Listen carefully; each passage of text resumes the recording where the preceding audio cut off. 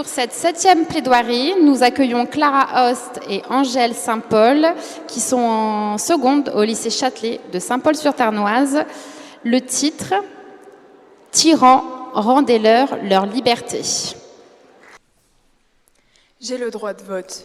Je n'ai pas le droit de vote. Je m'exprime ouvertement. J'ai peur de m'exprimer. Je m'informe via les médias. Je ne sais quels médias croire. Je me forge mes propres idées. Je n'ai pas le droit d'avoir mes propres opinions. J'ai le droit de manifester. Je ne m'imagine même pas manifester. Je me sens libre dans mes déplacements et dans mes actes. Je suis surveillée constamment. Je ne me préoccupe pas particulièrement des personnes m'étant inconnues. Je me méfie de tout le monde. Mes amis, ma famille et tous ceux qui me sont chers n'encourent aucun risque. Mes amis, ma famille et tous ceux qui me sont chers disparaissent du jour au lendemain. La répression est loin de mon quotidien. On m'a frappé très fort à la tête. Mon dos est couvert de bleu après avoir reçu des coups de matraque. Je suis libre. Je ne suis en aucun cas libre. Je me sens en sécurité. J'ai peur de mourir. Voici Amelia, 28 ans, canadienne. Voici Yoon, 28 ans, nord-coréenne. Bilan, inégalité entre deux femmes. Un abîme sépare leur quotidien. Pourtant, ceci est bien réel. Certaines personnes, comme Yoon, vivent encore, de nos jours, sous un régime autoritaire. Mettez-vous à la place de Yoon. Supporteriez-vous de vivre continuellement sous une telle terreur politique ? Dans une dictature comme celle de la Corée du Nord, le dirigeant détient tous les pouvoirs de son pays et une autorité sans faille. Il fait subir un enfer inhumain à sa population. Personne n'aimerait vivre dans de semblables conditions. Pourquoi Yoon et tant d'autres le devraient-ils alors ? Être constamment surveillé fait partie de son quotidien. Cette tension continuelle n'est saine pour personne. La possibilité d'exprimer librement ses idées par tous les moyens possibles. Cela ne vous dit pas quelque chose ? Il s'agit en effet de la liberté d'expression. Les personnes vivant sous un régime dictatorial ne la connaissent malheureusement pas.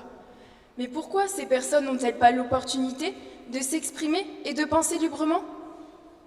Tout simplement par peur de mourir. Disparition douteuse de citoyens, torture, meurtre sont monnaie courante pour les personnes qui ont l'audace de s'opposer au gouvernement répressif. Laissons à chacun le droit de s'exprimer et de penser librement, car cela est plus que fondamental pour le développement personnel et le bien-être de chacun. Ces droits indispensables sont toutefois inscrits dans l'article 19 de la Déclaration universelle des droits de l'homme et du citoyen du 10 décembre 1948 et dispose que tout individu a droit à la liberté d'opinion et d'expression, ce qui implique le droit de ne pas être inquiété pour ses opinions et celui de chercher, de recevoir et de répandre sans considération de frontières les informations et les idées par quelque moyen d'expression que ce soit. Pourquoi le dictateur s'est-il permis d'aller à l'encontre de cette déclaration primordiale pour les droits de chaque humain sur cette planète ? S'ajoute à cela le droit de manifester, lui aussi bafoué. De cette manière, les militants ne peuvent pas faire entendre ni leur mécontentement, ni leur avis en général. Les manifestations sont vivement réprimées par la force, et l'armée, aux ordres du dictateur, n'a aucune pitié. Elle n'hésite pas à s'en prendre violemment aux civils. J'ai reçu des éclats de grenades sur la poitrine, témoigne une femme terrorisée dans la même situation que Yoon. La violence, la terreur, la répression sont les formes intolérables dressées par ce type de pouvoir. Pour vivre en paix, sans peur, faudrait-il donc être un courtisan du dictateur ? Pourquoi un homme aurait-il tous les pouvoirs et son peuple aucun ? Qui lui en a donné le droit ? Mais où est l'égalité dans tout cela ? C'est injuste.